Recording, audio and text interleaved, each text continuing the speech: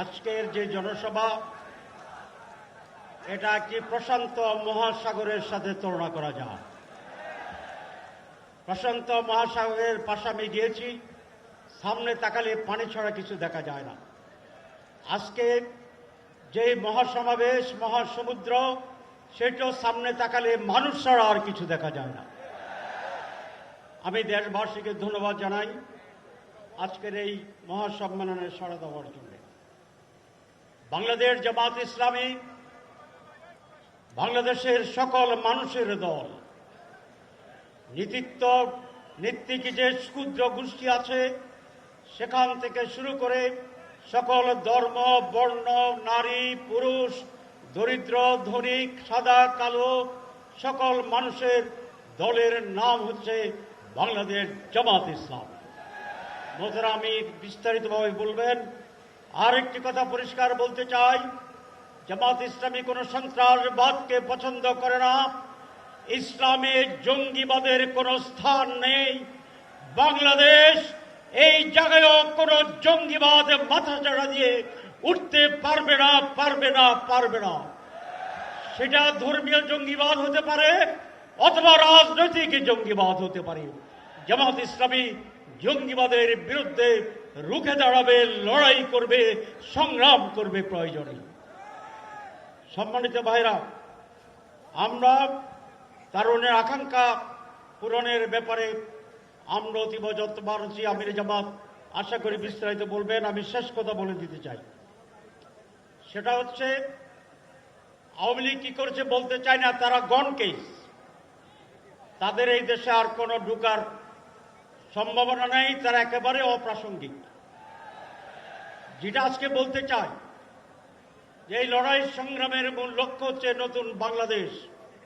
54 বছরের শাসনের যে বাংলাদেশ ছিল, 5 আগস্ট ছিল, সেই বাংলাদেশের যে পরিচালনা নেতৃত্ব, যে প্যাটার্ন, তার বিরুদ্ধে চূড়ান্ত প্রত্যাখ্যানের বিপ্লব।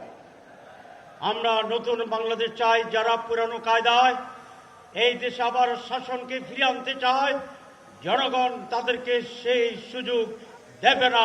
এটা জনগণকে ভেবে দেখার জন্য আমি আহ্বান জানাচ্ছি। সংস্কার, লাস্ট পয়েন্ট।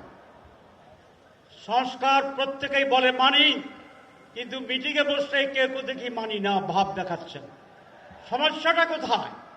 সংস্কার তো সকলের জন্য কল্যাণ। তাহলে যারা চান না তাদের মতলব আছে।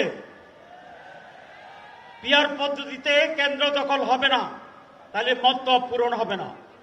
পিআর পদ্ধতিতে টাকা দিয়ে ভোট কেনার কোনো সুযোগ নাই, সেই জন্য মতলব পূরণ হবে না।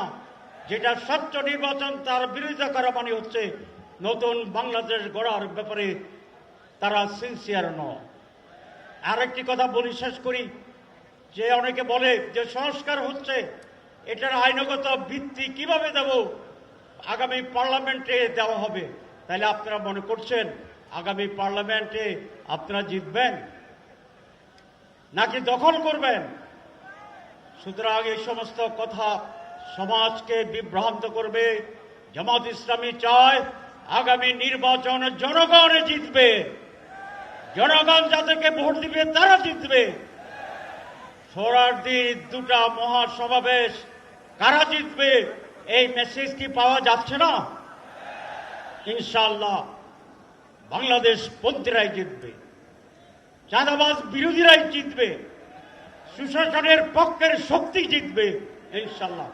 আইন জিয়াউর রহমান দুটো অধ্যাদেশ দিয়েছিলেন তার সময় 1977 সালে। একটি সামরিক বাহিনীর সামরিক শাসনের কিছু অংশ। সেখান থেকে উনি যখন রাজনীতি করার সিদ্ধান্ত নিলেন তখন একটা গণভোট করেছিলেন। তারপরে যখন আবার পার্লামেন্ট ইলেকশন করার সিদ্ধান্ত নিয়েছিলেন 77 সালে অধ্যাদেশের মাধ্যমে সেইটাকে জায়েজ করে ইলেকশন করে পরবর্তী নির্বাচনে রেটিফাই করা হয়েছিল। এই জন্য এই জুলাই সনদ যেটা হবে সেইটি একটি অধ্যাদেশের মাধ্যমে লিগ্যাল ফ্রেম দিয়ে যারা জিতবেন তারা পার্লামেন্টে এটাকে রেটিফাই করবেন। এটা হচ্ছে আইনগত সিদ্ধান্ত এবং ভিত্তি। এর ব্যর্থ হলে এইটি বাংলার জনগণ মানবে না।